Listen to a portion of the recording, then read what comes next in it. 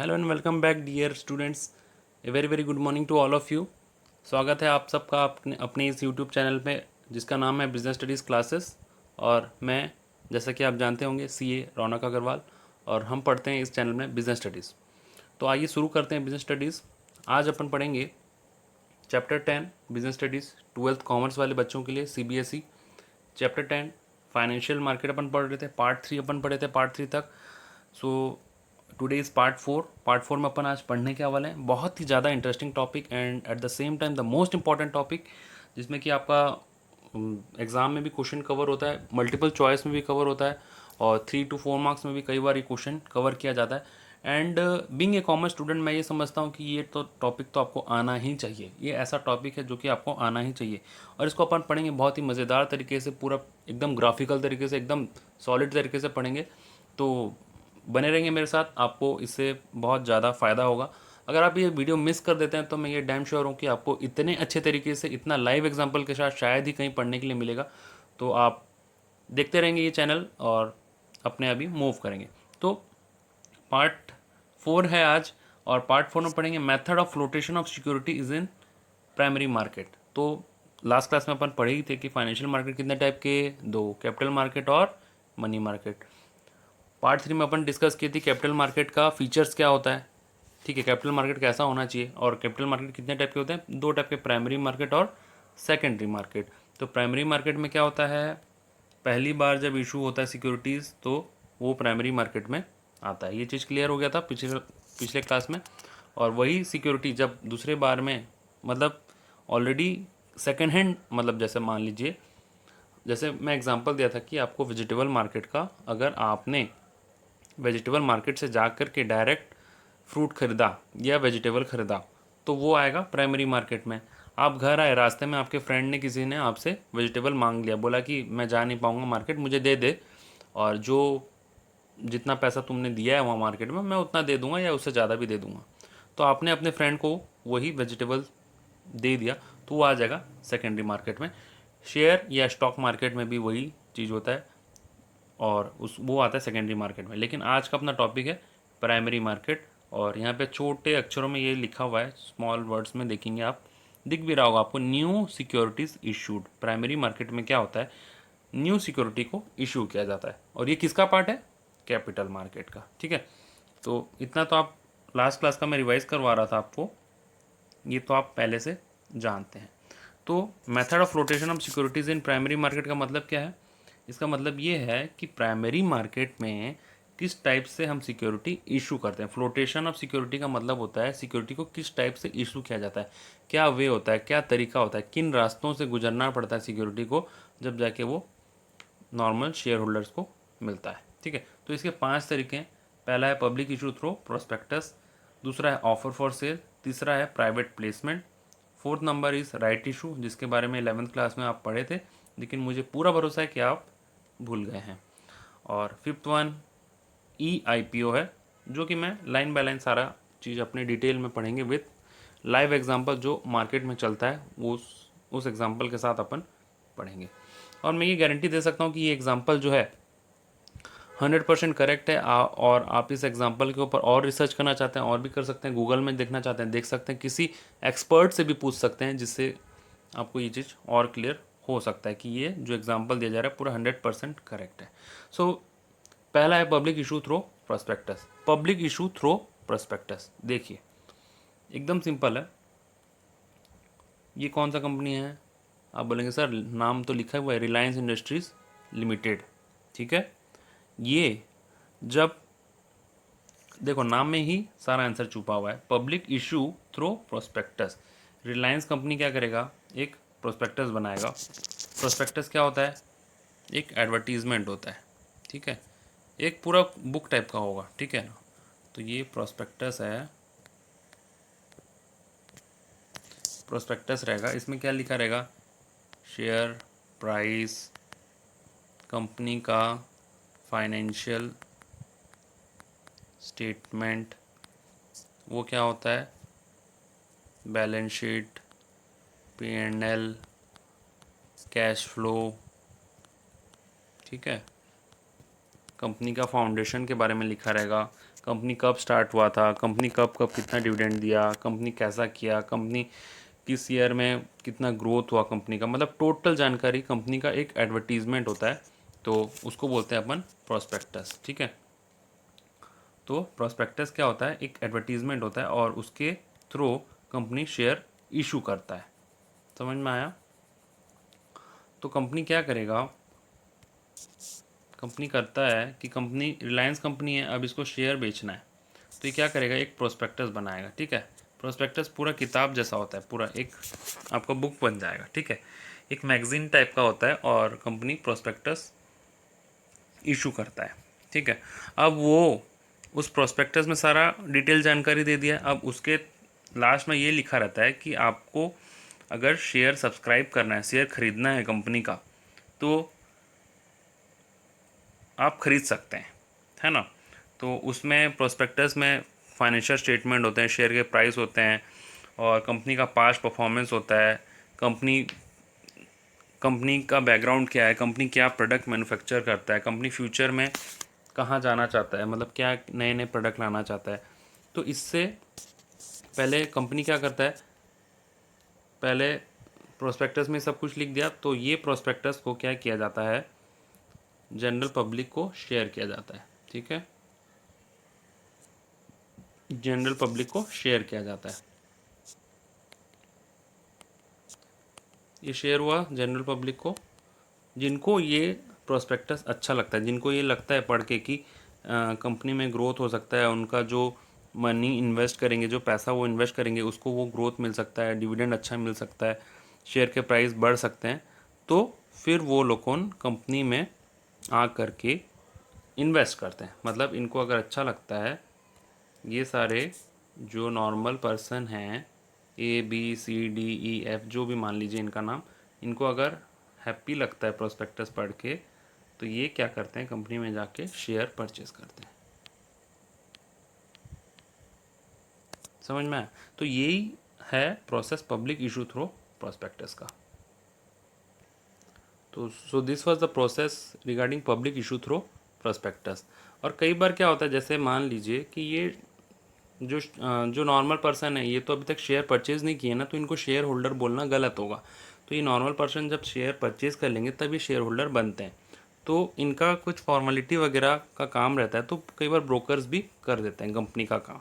ठीक है, तो कुल मिलाकर के अपने को क्या समझना है, शेयर कंपनी ने शेयर इशू किया, शेयर इशू करने से पहले एक प्रोस्पेक्टस इशू करता है। प्रोस्पेक्टस में क्या लिखा होता है, companies performance, past performance, future performance और कंपनी का शेयर प्राइस वगैरह। तो कुल मिलाकर के कंपनी का एक एडवर्टीजमेंट होता है और उस वो किसको दिया जाता है, नॉर्मल पब्लिक को दिया जाता है। जब उनको इंटरेस्ट लगता है कंपनी में, तो वो फिर शेयर परचेज करते हैं। ठीक है, क्लियर हुआ? डायग्राम बनाना चाहते हैं तो बना सकते हैं, कन्फ्यूज़न हो सकता है आपको, इसलिए बोल रहा हूँ डायग्राम बना लीजिए, आपके कॉपी में सेव रहेगा, अच्छा आपको समझ में आएगा, लेवल ऑफ अंडरस्टैंडिंग अच्छा रहेगा। नाउ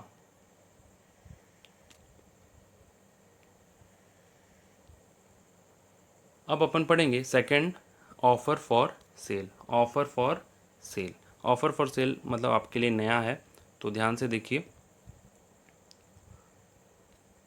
ऑफ़र फॉर सेल वैसा ही है फर्स्ट नंबर जैसे, बट इसमें एक बीच में ब्रोकर आ जाता है। ब्रोकर मतलब आप सोचेंगे ब्रोकर मतलब कोई इंसान होता है, इंसानों का एक ग्रुप होता है। ठीक है, अब देख लीजिए,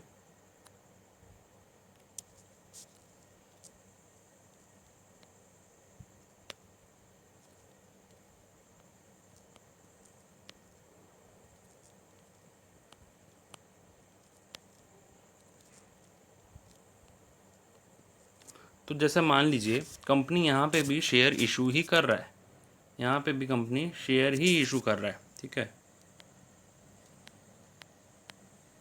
तो यहाँ पे क्या होता है, कंपनी पहले शेयर इशू करता है ब्रोकर को, एंजल ब्रोकिंग लिखा है, देखिए ये एक ब्रोकर है। ठीक है, और ब्रोकर मतलब ऐसा मत समझिए कि कोई इंडिविजुअल है, ये इनका ग्रुप होता है, ग्रुप ऑफ इंडिविजुअल होते हैं। ठीक है, ये इनका ग्रुप होता है, इनका काम होता है ब्रोकिंग करने का। तो कंपनी ने शेयर की शो इसको किसको इशू किया, एंजल ब्रोकिंग। एंजल ब्रोकिंग कौन है, ब्रोकर है। अब ये एंजल ब्रोकिंग क्या करेगा, यही शेयर को ये सब अलग अलग लोगों को इशू करेगा। ठीक है, तो इसमें क्या होता है, कई बार ब्रोकर्स लोग अपना कमीशन भी बना लेते हैं। सपोज शेयर कंपनी ने इशू किया 100 रुपये में ब्रोकर्स को, अब यही शेयर को ब्रोकर्स 120 रुपये में सेल करेंगे सारे इंडिविजुअल को, ठीक है। तो इसमें दो प्रोसेस में काम हुआ। पहला, जब रिलायंस इंडस्ट्रीज़ ने, मतलब जब रिलायंस कंपनी ने शेयर इशू किया किसको, एंजल ब्रोकिंग को। एंजल ब्रोकिंग कौन है, एक ब्रोकर है, ब्रोकर का कंपनी है, ठीक है।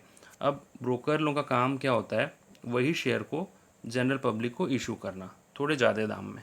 अब आप बोलेंगे कि रिलायंस कंपनी जब डायरेक्ट इनको इशू क्यों नहीं कर सकता, इनको इशू कर सकता है। अगर इनको डायरेक्ट इशू करे तो वो बन जाएगा पब्लिक इशू थ्रू प्रोस्पेक्टस। अगर कंपनी इनको डायरेक्ट इशू करता है तो उसमें फॉर्मेलिटीज़ बढ़ जाते हैं, कॉम्प्लेक्सिटीज़ बढ़ जाते हैं, और कंपनी को इतना झमेला मोल लेना पसंद नहीं होता है। कंपनी सोचता है कि सिंपल तरीके से काम हो जाए और मेरा आधा बर्डन कम हो जाए, तो इसीलिए वो क्या करता है, वो अपने शेयर को एंजल ब्रोकिंग, जैसे एंजल ब्रोकिंग एक एग्जांपल है, मैं किसी को प्रमोट नहीं कर रहा, मैं जस्ट एग्जांपल दे रहा हूँ। और इस टाइप के बहुत सारे ब्रोकिंग फर्म्स हैं, हर एक बैंक अपने आप में एक ब्रोकर है आजकल, ठीक है। आप ब्रोकर लिख करके गूगल में टाइप करेंगे तो आपको नाम भी पता चल जाएंगे, बहुत सारे ब्रोकर्स हैं, एंजल ब्रोकिंग, जेरोधा और ICICI सिक्योरिटीज़, ऐसे करके बहुत सारे ब्रोकर्स हैं जो कि ये सारा काम आजकल करते हैं। तो ऐसा करके कंपनी पहले शेयर इशू करता है ब्रोकर को, ब्रोकर फिर पब्लिक को इशू करता है, और पब्लिक को पसंद आता है अगर शेयर का प्राइस, तो वो फिर इन्वेस्ट करते हैं। और यही माना जाता है कि जो ये इन्वेस्टर्स हैं, सो कॉल्ड इन्वेस्टर्स, ये अगर शेयर परचेस करते हैं एंजल ब्रोकिंग से, तो यही माना जाता है कि ये रिलायंस का शेयर ही परचेस किए। ऐसा नहीं माना जाएगा कि एंजल ब्रोकिंग का शेयर परचेस किया गया है, ठीक है। अंडरस्टूड, मेरे ख्याल से समझ में आ गया होगा। डायग्राम आप वीडियो को पॉज करके ज़रूर बना लीजिए। नाउ अभी हम मूव करते हैं थर्ड नंबर, जिसका नाम है प्राइवेट प्लेसमेंट। आई होप कि आपको सब कुछ समझ में आ रहा होगा। देखो, प्राइवेट प्लेसमेंट क्या होता है, नाम से ही पता चल रहा है, प्राइवेट मतलब कुछ पर्सनल बातें हैं, ठीक है, कुछ पर्सनल काम करना है। तो हमारे पिक्चर में आ गया LIC, ठीक है, life insurance corporation of India, ज़िंदगी के साथ भी ज़िंदगी के बाद भी, नाम तो सुना ही होगा। तो प्राइवेट प्लेसमेंट में क्या होता है, हमारे ब्रोकर साहब तो रहेंगे ही बीच में कमीशन खाने के लिए। बस क्या है, ये जनरल पब्लिक को शेयर नहीं दिया जाता है इस केस में। सपोज रिलायंस ने शेयर इशू किया एंजल ब्रोकिंग को, एंजल ब्रोकिंग जो इशू करेगा LIC को, ठीक है। यहाँ पे LIC जैसे रेपुटेड प्लेयर्स होते हैं, मतलब बड़े बड़े इंस्टीट्यूशन होते हैं, यहाँ पे जनरल पब्लिक को शेयर इशू नहीं किया जाता, ठीक है। यहाँ पे जनरल पब्लिक को शेयर इशू नहीं किया जाता, कांटा लगाया हुआ है, देखो क्रॉस किया हुआ है, मतलब जनरल पब्लिक इसमें नहीं आते। किसमें, हम क्या पढ़ रहे हैं, private placement. As the name suggest, private person को, प्राइवेट मीन्स कोई, मतलब चुनिंदा लोगों को, सिलेक्टेड, ठीक है, खास लोगों को शेयर दिया जाता है, ठीक है। Under this methods the securities are sold by company to an intermediary at an fix price, and in second step intermediary sell this securities not to general public but to selected clients at a higher price. मतलब intermediary कौन, Angel Broking, ये है intermediary. Intermediary को एक selected price में share दिया गया, intermediary को एक सिलेक्टेड प्राइस मान लीजिए 100 रुपये में। अब सेकंड स्टेप, ये पहला स्टेप था, अब जब इंटरमीडियरी इसको शेयर देता है तो यही शेयर का दाम वो सपोज 150 करके, 150 पर शेयर करके लगा देता है, ठीक है। तो इंटरमीडियरी कौन, ये भाई साहब एंजल ब्रोकिंग, ठीक है। कंपनी कौन, रिलायंस कंपनी। तो तीन पार्टी हो गए, मतलब दो पार्टी हैं। रिलायंस ने इशू किया किसको, एंजल ब्रोकिंग को। एंजल ब्रोकिंग किसको देता है, life insurance corporation of India, ठीक है। लेकिन जनरल पब्लिक को दिया क्या, एंजल ब्रोकिंग जनरल पब्लिक को दिया, नो। ये बात ध्यान रहना चाहिए कि प्राइवेट प्लेसमेंट में जनरल पब्लिक का कोई काम नहीं होता है, ठीक है। सीधा शेयर इशू किया जाता है सिलेक्टेड प्लेयर्स को, सिलेक्टेड पार्टी को एट एन हायर प्राइस, और वो भी कौन करता है, ब्रोकर, बीच में ब्रोकर होता है। The issuing company issue prospectus to give details about its objective. यहाँ पे भी यहाँ पे भी प्रोस्पेक्टस दिया जाता है। रिलायंस कंपनी प्रोस्पेक्टस देता है। प्रोस्पेक्टस में क्या होता है आपको पता है, अभी अभी थोड़ी देर पहले मैं बताया, ठीक है। फ्यूचर प्रोस्पेक्ट मतलब प्रोस्पेक्टस में तो वही सारा होता है, डिटेल्स लिखा होता है। और the private placement method is a cost saving method as the company is saved from expenses, or small and new companies prefer private placement as they cannot afford to raise from public issue। देखो, private placement जो होता है उसको cost saving method भी बोला जाता है, क्योंकि अगर कंपनी पब्लिक इशू करता है तो ऐसा भी होता है, आप कंपनी अकाउंट्स में पढ़े होंगे कि शेयर इशू किए, बहुत सारे शेयर होल्डर को प्रोस्पेक्टस बांटा गया, खर्चा खूब किया गया, लेकिन शेयर होल्डर शेयर को सब्सक्राइब नहीं किए तो अंडर सब्सक्रिप्शन हो गया, तो इसमें कंपनी का बदनामी भी होता है। तो नई कंपनीज जो होते हैं वो प्राइवेट प्लेसमेंट करना प्रीफर करते हैं, और वो झमेले से भी बच जाते हैं, क्योंकि वो उनका सारा शेयर को एंजल ब्रोकिंग जैसे ब्रोकर्स को बेच दिए होते हैं। और ब्रोकर का काम होता है इस टाइप के सिलेक्टेड प्राइवेट प्लेयर्स को सिलेक्ट करना और शेयर को बेचना। तो ये एक cost saving, risk saving technique माना जाता है, जिसको कि फॉलो करते हैं नई कंपनीज ज़्यादातर। ठीक है, तो आई होप आपको समझ में आ गया होगा, और डायग्राम आप ज़रूर बना लीजिए, इससे आपको फ़ायदा होगा। क्लियर है ये चीज़? ओके, तो अपन आगे बढ़ते हैं।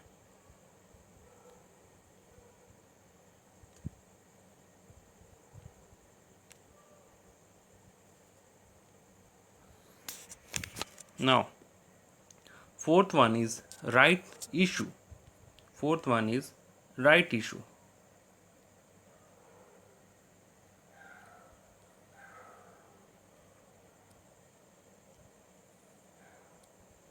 राइट इशू का नाम से कई लोग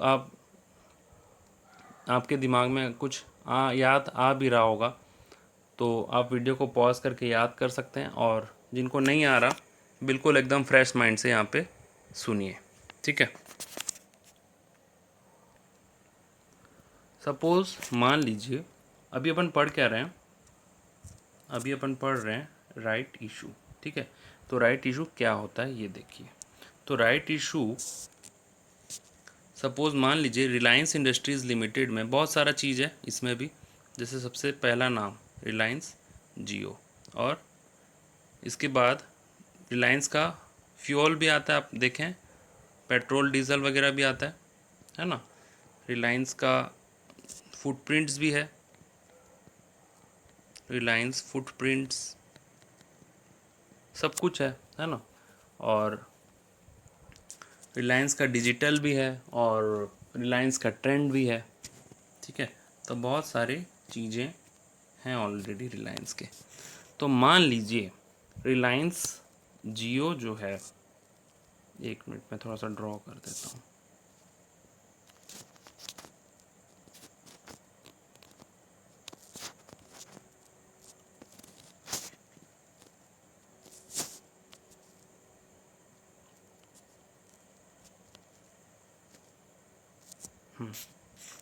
तो रिलायंस कंपनी है, इसके इतने सारे प्रोडक्ट हैं।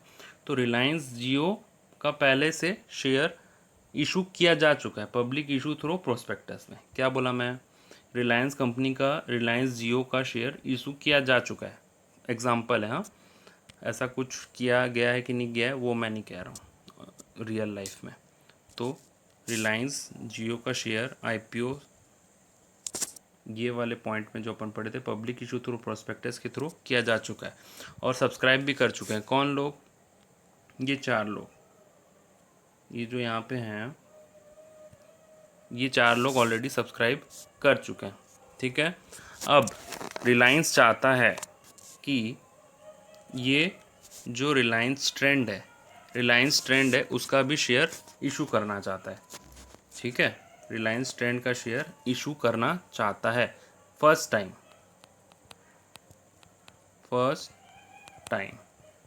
और ये न्यू इशू बनने वाला है। तो फर्स्ट टाइम रिलायंस ट्रेंड का शेयर इशू होने जा रहा है। ठीक है, तो एज़ पर कंपनीज एक्ट जब भी कोई नया इशू होगा तो इन लोगों से पूछ करके होगा, क्योंकि ये कंपनी के पुराने शेयर होल्डर्स हैं और इनको पहले कंपनी इशू करेगा कुछ शेयर, उसके बाद अगर ये हाँ बोलेंगे तो ये बाकी के न्यू शेयर होल्डर्स को इशू किया जाएगा। इसी को बोलते हैं राइट इशू, क्योंकि ये इनका हक है तो इसीलिए राइट वर्ड यूज़ किया गया है। अब देखो मैं इसको फिर से बताता हूँ। रिलायंस के बहुत सारे प्रोडक्ट हैं। रिलायंस जियो का शेयर पहले से आ रहा था, तो ये 4 भाई साहब ने सब्सक्राइब किया था, शेयर परचेज़ किया हुआ था। अब रिलायंस चाहता है कि वो रिलायंस ट्रेंड के नाम से एक नया शेयर इशू करे, और ये पहली बार हो रहा है।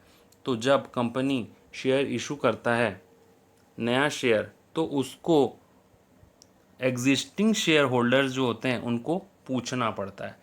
ठीक है, अगर वो क्या पूछना पड़ता है, ये पूछना पड़ता है कि मैं इशू कर रहा हूँ, आपको सब्सक्राइब करना है क्या। तो अगर जो एग्जिस्टिंग शेयर होल्डर्स होते हैं वो कुछ सब्सक्राइब कर लेते हैं, उसके बाद कंपनी बाकी के शेयर होल्डर्स को शेयर इशू करता है। इसी को बोलते हैं हम राइट इशू।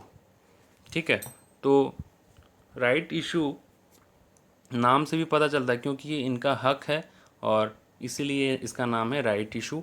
और दूसरा बात यह है कि ऐसा करने के लिए कौन कहता है कंपनी को, ऐसा करने के लिए कंपनी को कहता है कंपनीज एक्ट 2013। कंपनीज एक्ट 2013 यहाँ लिख देता हूँ मैं नाम, कंपनीज एक्ट 2013। अब ये क्या है, ये एक लॉ है, ये एक कानून है जो कि हर कंपनी को मानना पड़ता है। अगर नहीं माने तो इसके लिए फाइन और पनिशमेंट भी है। तो कंपनी को हाँ खुशी से माने या फिर दुखी से माने, लेकिन कंपनी को ये कंपनीज एक्ट मानना ज़रूर पड़ता है। और इसी के नियम के बेसिस पे हर कंपनी को राइट इशू देना पड़ता है जो उसके एग्जिस्टिंग शेयर होल्डर्स हैं उनको। अब कितना ये इशू करेंगे, ये देखो, ये जिनका एग्जिस्टिंग जो प्रोपोर्शन में शेयर इनके पास होगा उस प्रोपोर्शन में ये नए शेयर्स को सब्सक्राइब कर सकते हैं। जिनका एग्जिस्टिंग शेयर होल्डिंग पैटर्न जितना होगा, जो एग्जिस्टिंग प्रोपोर्शन इनका होगा, सपोज ये येलो वाले जो शेयर होल्डर हैं ये कंपनी का 20% होल्ड किए होंगे, और ये 10% होल्ड किए होंगे, और ये 30% होल्ड किए होंगे, और ग्रीन वाले जो हैं ये 40% होल्ड किए होंगे। तो ये एक प्रोपोर्शन है इनका, तो उसी प्रोपोर्शन में ये नए कंपनी का शेयर को लेंगे। उसके बाद अगर शेयर बचेगा तो न्यू शेयर होल्डर्स को दिया जाएगा। ठीक है, तो इसी को बोलते हैं प्री एम्प्टाइव राइट्स। ठीक है, और इसको राइट इशू भी बोला जाता है। तो आई होप आपको समझ में आया होगा। ठीक है, राइट इशू क्या होता है। तो अभी अपन आगे बढ़ते हैं।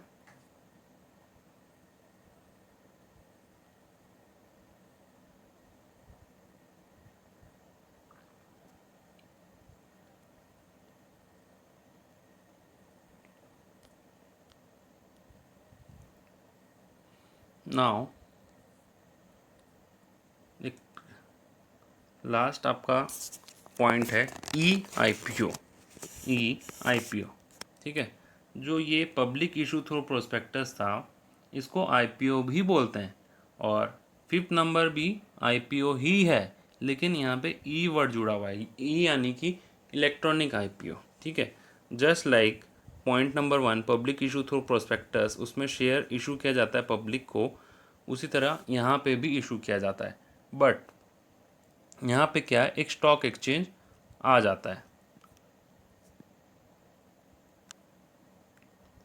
तो इसमें एक स्टॉक एक्सचेंज पिक्चर में आ जाता है, और ये ई आई पी ओ क्यों है, क्योंकि ये इलेक्ट्रॉनिक मोड में ये सारा काम होता है। ठीक है, अब देखो मैं इसका डायग्राम यहाँ पे आपके सामने पेश करता हूँ।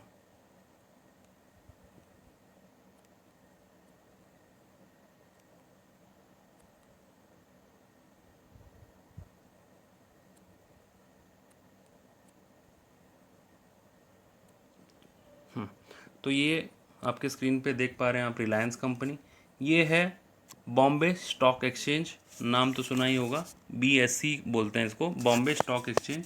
स्टॉक एक्सचेंज मतलब क्या है, ये एक मंडी है जहाँ पे स्टॉक रजिस्टर्ड करवाए जाते हैं, स्टॉक का नाम लिखवाया जाता है। जैसे कि आप स्टूडेंट हैं, आप जब अपना पढ़ाई स्टार्ट किए तो आपका एजुकेशन के लिए आपका नाम, आपका जो नेम है उसको स्कूल में लिखवाया गया था ना, वैसे ही अब स्टॉक यहाँ पे छोटा सा स्टॉक एक जन्म लिया है, उसको आगे बढ़ना है, उसको इशू करना है, तो उसका नाम कहाँ लिखवाया जाता है, बॉम्बे स्टॉक एक्सचेंज। ऐसे के दो स्टॉक एक्सचेंज हैं इंडिया में, बॉम्बे स्टॉक एक्सचेंज और नेशनल स्टॉक एक्सचेंज। बेसिकली जो मेजर बड़े बड़े दो स्टॉक एक्सचेंज हैं यहाँ पे। तो कंपनी को अगर शेयर इशू करना है ई फॉर्म में, इलेक्ट्रॉनिक फॉर्म में, तो वो क्या करेगा, अपने शेयर का नाम यहाँ पे लिखवाएगा। ठीक है, अपने शेयर को यहाँ पे रजिस्टर्ड करवाना बोलते हैं। ठीक है, शेयर को यहाँ पे रजिस्टर करवाया जाता है। अब ये शेयर को यहाँ पे रजिस्टर करवाने के बाद सारा काम अब ये स्टॉक एक्सचेंज के थ्रू होगा, खरीदी या बिक्री। अब इससे ये एंजल ब्रोकिंग यानी कि ब्रोकर जो है वो जुड़ा हुआ रहता है, और ब्रोकर से जुड़े हुए रहते हैं यहाँ के नॉर्मल पब्लिक, जनरल पब्लिक, जो कि खरीदी या बिक्री का काम करते हैं। इफ़ अगर इनमें से किसी को ख़रीदना पड़ा रिलायंस का शेयर, ठीक है, अगर बाय करना पड़ा तो ये लोग क्या करेंगे, अगर बाय करने का इच्छा होगा तो ये एंजल ब्रोकिंग को बोलेंगे। तो एंजल ब्रोकिंग क्या करेगा, एंजल ब्रोकिंग खुद तो कंपनी में नहीं जाएगा, तो ये स्टॉक एक्सचेंज के थ्रू शेयर को बाय करेगा, और बाय करने के बाद इनका शेयर दिलवाएगा। ठीक है, तो ये इससे फ़ायदा क्या है, इससे फ़ायदा ये है कि फिज़िकली शेयर इशू नहीं होते हैं। अब रिलायंस इंडस्ट्री मान लीजिए मुंबई में है, ठीक है, और अपना शेयर रजिस्टर करवा दिया, और ये भाई साहब जो हैं ये तमिलनाडु में हैं, ठीक है, तमिलनाडु में है या फिर जम्मू में बैठे हुए हैं, तो ये कहीं पे भी बैठ के उनका शेयर को ख़रीद सकते हैं। तो IPO में क्या होता है, इलेक्ट्रॉनिक इनिशियल पब्लिक ऑफर बोलते हैं। In this the new method of issuing securities through online system of stock exchange, online system होता है सब कुछ, ऑनलाइन शेयर का खरीदी बिक्री किया जा सकता है। In this company has to appoint registered broker for the purpose of accepting applications and placing order. अब ये शेयर ब्रोकर जो है, ये देखिए ब्लू लाइन गया है, एक मिनट, अब ये शेयर ब्रोकर देखिए एक ब्लू लाइन गया है, तो ये शेयर ब्रोकर कर क्या रहा है, एप्लीकेशन को एक्सेप्ट कर रहा है और ये प्रोसेस करके स्टॉक एक्सचेंज में भेज रहा है। अब स्टॉक एक्सचेंज में इस कंपनी का शेयर रजिस्टर्ड है, तो अगर ख़रीदना होगा, ये भाई साहब को, ग्रीन वाले भाई साहब को शेयर ख़रीदना होगा, तो ये इस मीडियम से ख़रीदा जा सकता है। स्टॉक एक्सचेंज से शेयर ब्रोकर के थ्रू होते हुए इनके पास शेयर आ जाएगा। ठीक है ना, तो the company issuing security has to apply the listing of security on any exchange, कोई भी एक्सचेंज में वो लिस्ट करवा सकता है। लेकिन एक पॉइंट है छोटा सा कंफ्यूजिंग, अगर यहाँ पे शेयर एक बार रजिस्टर्ड हो गया तो बार बार रजिस्टर करवाने की ज़रूरत नहीं है। ठीक है, अब मान लीजिए ये BSE है, BSE यानी कि बॉम्बे स्टॉक एक्सचेंज, ठीक है, जो भी टर्म मैं यूज़ कर रहा हूँ इंटरनेशनली रिकॉग्नाइज्ड टर्म है, वर्ल्ड वाइड यूज़ होता है। किसी भी टाइम आपको कोई डाउट है तो आप गूगल कर सकते हैं। तो ये BSE है, बॉम्बे स्टॉक एक्सचेंज। तो अगर एक बार शेयर, जैसे मान लीजिए जियो वाला शेयर, जियो का शेयर एक बार यहाँ पे रजिस्टर हो गया तो बार बार रजिस्टर करवाने की ज़रूरत नहीं, एक बार रजिस्टर हो गया मतलब काम ख़त्म। अगर उसको दूसरे स्टॉक एक्सचेंज में रजिस्टर करवाना है तो करवा सकता है। ठीक है, तो यहाँ पे एक लाइन लिखा हुआ है कि the company issuing security has to apply the listing of security on any stock exchange other than the exchange it has offered its securities earlier. मतलब यहाँ पे एक बार रजिस्टर करवा लिया तो ठीक है, यहाँ पे और दोबारा नहीं करवाना पड़ेगा, इसको दूसरे जगह पे करवा सकता है। ठीक है, दूसरे स्टॉक एक्सचेंज में। वैसे ये लाइन का बहुत ज़्यादा मतलब आपके अहमियत नहीं है आपके कोर्स में, बट मैं आपको बता दिया ये चीज़। ठीक है, so this was the discussion regarding method of flotation of securities in primary market. अपन यहाँ पे देखें कि किस किस वे से सिक्योरिटीज़ इशू किया जा सकता है। मैं अपना पूरा कोशिश किया कि आपको प्रैक्टिकली समझाऊं, बट स्टिल कोई डाउट होगा तो यू कैन आस्क मी। और जो भी एग्जांपल वगैरह मैं लिया, सारे लाइव एग्जांपल लिया, मैं कोशिश किया। और एक बार मैं फटाफट से रीकैप कर देता हूँ ताकि आपको फ्रेश हो जाए माइंड में। पहला है पब्लिक इशू थ्रू प्रोस्पेक्टस। इसमें क्या होता है, कंपनी जो है अपना एडवर्टाइजमेंट एक प्रोस्पेक्टस में बनाता है और प्रोस्पेक्टस के थ्रू डायरेक्ट जो पब्लिक होता है उसको शेयर इशू करता है। ठीक है, तो ये नाम में वही लिखा हुआ है, public issue through prospectus. Second है offer for sale. Offer for sale में क्या होता है, ऑफर फॉर सेल में कंपनी जो है अपना शेयर एक ब्रोकर को देता है। ये ब्रोकर देख लीजिए, एग्जांपल है एंजल ब्रोकिंग। और ये जो ब्रोकर है वो बाकी के लोगों को शेयर सेल करता है। ठीक है, तो ब्रोकर जो है अपना कमीशन भी खाता है। मान लीजिए कंपनी ने 100 रुपये में शेयर दिया तो ब्रोकर जो है 120 रुपये लगा करके आगे लोगों को बेचता है। Third is private placement. Private placement में क्या होता है, कंपनी अगर नया है और वो पैसा बचाना चाहता है तो कुछ वो चुनिंदा प्लेयर्स, चुनिंदा लोगों को शेयर देता है और वो माना जाता है प्राइवेट प्लेसमेंट। और प्राइवेट प्लेसमेंट का एग्जांपल हम लिए थे LIC का। मतलब पहले कंपनी जो है शेयर देता है ब्रोकर को, ब्रोकर फिर प्राइवेट प्लेयर, जैसे कि LIC हो गया। वैसे प्राइवेट प्लेयर का मतलब ये है कि प्राइवेट प्लेसमेंट वाला प्लेयर। ठीक है, वैसे तो LIC जो है वो कंपनी गवर्नमेंट कंपनी है, गवर्नमेंट का इसमें हाथ है, बट प्राइवेट प्लेसमेंट मतलब कुछ चुनिंदा लोगों को शेयर दिया जाता है। नया कंपनी है जिसको कि ज़्यादा रिस्क नहीं लेना है, ज़्यादा डर है उसको और पैसे बचाना है जिसको, वो ये इस टाइप का काम करते हैं। Fourth one is right issue. ये जो एग्जिस्टिंग शेयर होल्डर होते हैं उनका हक होता है। कंपनी जब भी नया शेयर इशू करता है तो in proportion of their old holdings company issue share to, company offer share, in fact company offers share to its existing shareholder before issuing those shares to new shareholders, new public you can say. ठीक है, so that we called right issue. And the fifth one is EIPO is in your screen. EIPO means electronic IPO. Under this system, company has to register its share under a stock exchange.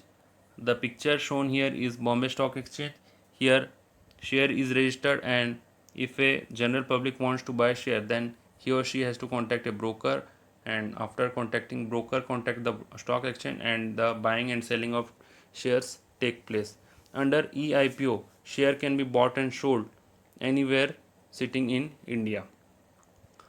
Suppose Reliance company Mumbai में है तो share कहीं पे भी खरीदा जा सकता है, तमिलनाडु में भी खरीदा जा सकता है, जम्मू में भी खरीदा जा सकता है, उड़ीसा वेस्ट बंगाल में भी खरीदा जा सकता है और मुंबई में भी खरीदा जा सकता है। ठीक है, so this was the discussion regarding methods of rotation of securities in primary market. I hope you all understand the topic. Primary market जैसे कि अपन पढ़े थे, कैपिटल मार्केट का एक पार्ट होता है और सेकेंडरी मार्केट उसका दूसरा पार्ट होता है। So thank you for watching this video. Thank you for coming to the channel. If you really like this video, don't forget to hit like button. If you unlike this video, please press unlike button. Stay blessed. Have a good day. Bye bye.